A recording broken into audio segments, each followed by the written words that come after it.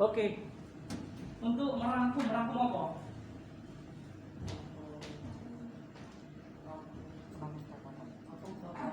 Merangkum apa ayo? Contohnya guys. Ya kayak misalnya itu loh kayak rangkum bab 1. Ya, jadi benar sekali kalau penjelasan secara harafiah atau secara aslinya PPT itu adalah salah satu perangkat lunak atau software dari Microsoft ya ini yang digunakan untuk presentasi. Itu adalah makna sebenarnya. Cuma PPT ini didesain juga biar orang-orang itu lebih jelas apa yang kita rangkum. Kayak gitu, benar sekali buat Bima. Terus ini.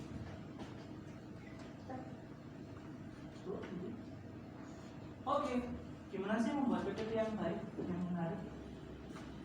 Angkat tangan. Bima? Kalau misalnya backgroundnya gelap, tulisannya jangan gelap. Jadi Oke. menggunakan warna cerah. Ya, berarti pengaturan warna. Oke, ada lagi? Kasih gambar. Dikasih gambar. Kenapa kok dikasih gambar? Biar menarik. Biar menarik. Oke, ada lagi? Ya Pak, tidak mengetik banyak tulisan Pak. Tidak mengetik banyak tulisan. Ya, benar. Apalagi? Kak? Tulisannya tidak berantakan. Ya, tulisannya tidak berantakan. Teratur ya? Oke, ada lagi?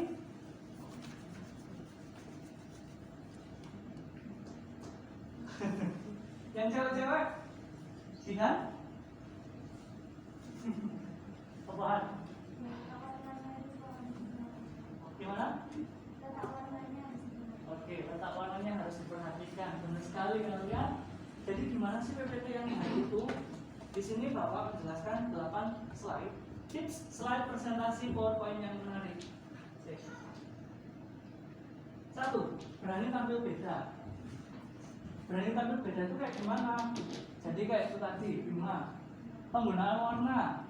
Jadi kalau warnanya gelap, backgroundnya gelap, itu tulisannya nggak boleh gelap juga, nanti nggak kelihatan. Terus main-main font. Tahu font nggak? Tahu. Nah itu juga diperhatikan. Untuk font ukuran harus lebih jelas daripada gambar ataupun video.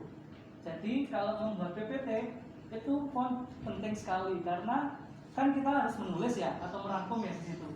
Jadi font itu penting. Yang kedua adalah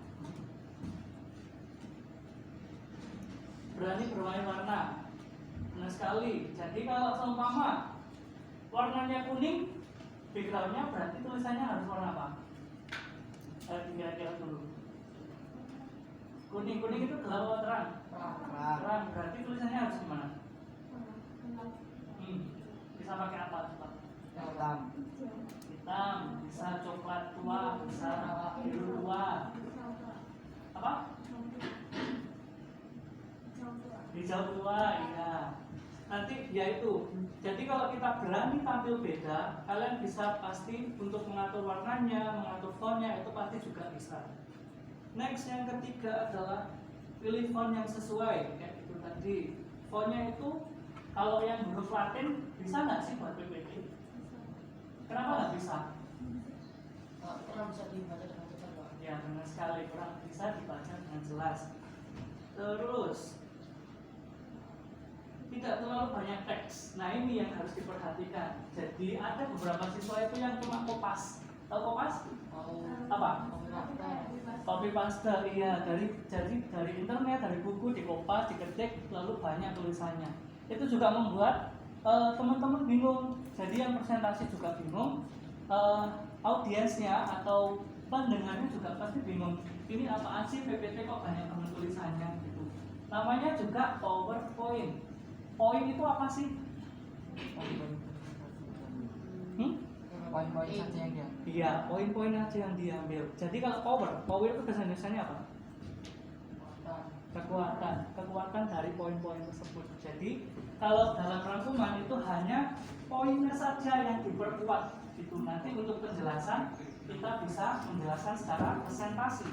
Kayak Bapak ini, di sini kan Bapak hanya nulis, berani tampil beda, berani bermain warna, pilih font yang sesuai, tidak terlalu banyak teks. Tapi Bapak telah menjelaskan kalian berani tampil beda itu kayak gimana, pilih font yang sesuai itu gimana, terus tidak terlalu banyak teks itu bagaimana. Jadi untuk membuat PPT yang baik, hanya poin-poinnya saja, itu lebih menyederhanakan kalian membuat PPT dan bisa menjelaskan dengan baik. Jadi itu fungsi PPT. Next, udah 4 ya. Oke, 5. Gunakan gambar yang sesuai. Boleh nggak sih kalau PPT-nya itu tentang pahlawan Ki Hajar Dewantara tapi gambarnya Kim Jong Un? Bisa nggak? Bisa. Tapi cocok nggak?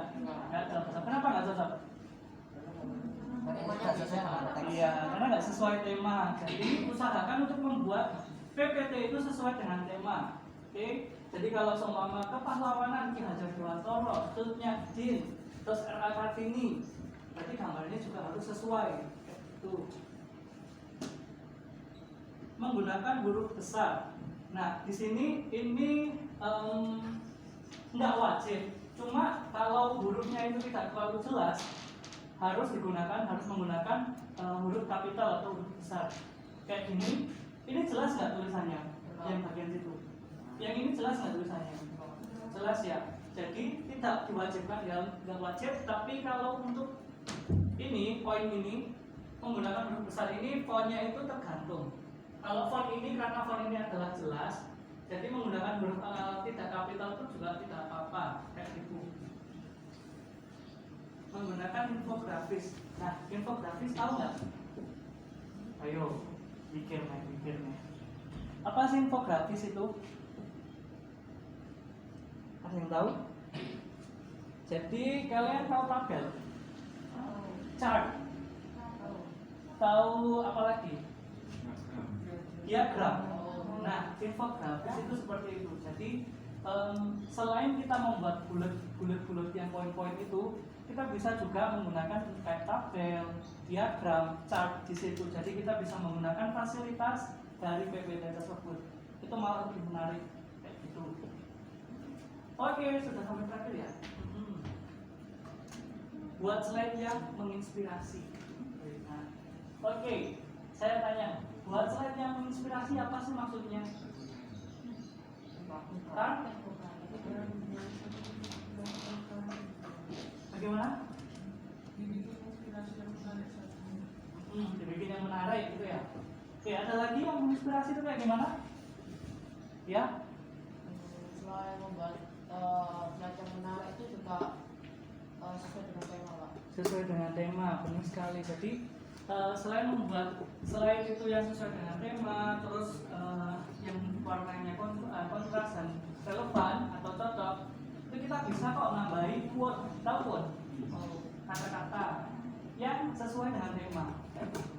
Tapi itu tidak wajib. Cuma kalau ada, itu sangat menginspirasi buat teman-teman semuanya. Oke, itu tadi 8 tips slide presentasi yang menarik. Ada pertanyaan?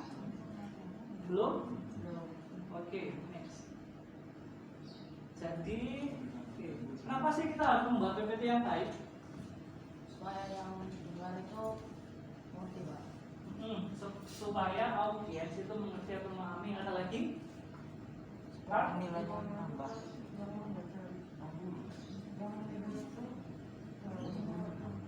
Sorry, Yang menilai itu tidak ya maksudnya tidak Oke, jadi supaya penilai bisa memahami isinya gitu ya. Oke, ada lagi? Menambah nilai. Menambah nilai juga, benar. Ada lagi, Kanes? Nah, Pak, ya, pelatih kita untuk merangkum. ya, melatih kita untuk merangkum. Jadi yang pertama dan utama presentasi atau membuat PPT itu adalah melatih kita untuk merangkum sekali. Jadi enggak hanya contohnya nih.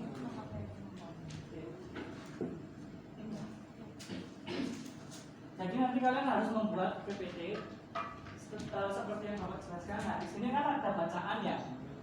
Di sini ada bacaan itu. Kalau membuat PPT itu tidak kopas kayak pengertian lalu dikopas semuanya. Terus tujuan deskripsi lalu dikopas semuanya.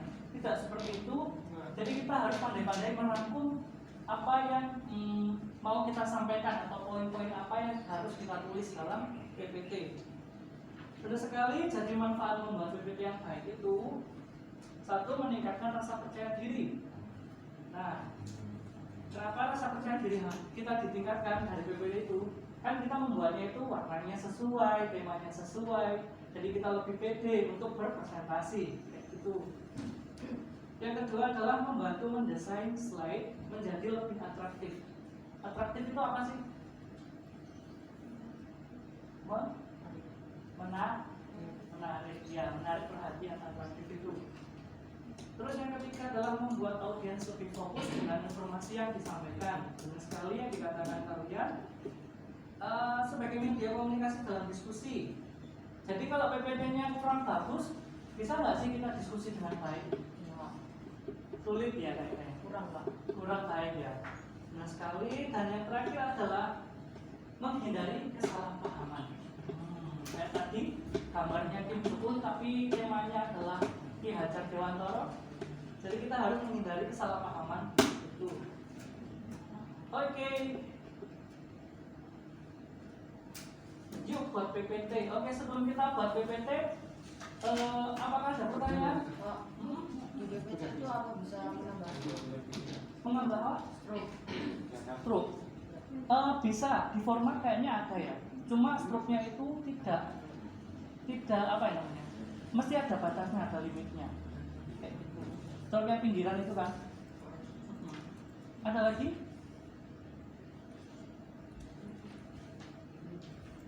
Ada? Tidak ada pertanyaan? Baik, kalau Oke. tidak ada, kita langsung latihan. Mungkin teks ini sudah diberikan kepada Bu Elisa, tetapi tidak menjadi masalah buat Anda. Ya. Sejauh mana Anda setelah mendapatkan pemahaman dari Pak Abi tadi, Anda bisa menerapkan dalam pembuatan PPT yang sesungguhnya. Kalau kemarin mungkin Anda masih membuatnya copy paste, ya copy paste, sak ono-onone di paste, kemudian dimasukkan di PPT. Betul demikian? Nah, sekarang prosesnya karena sudah tahu pemahaman tadi, ya apanya yang harus dimasukkan?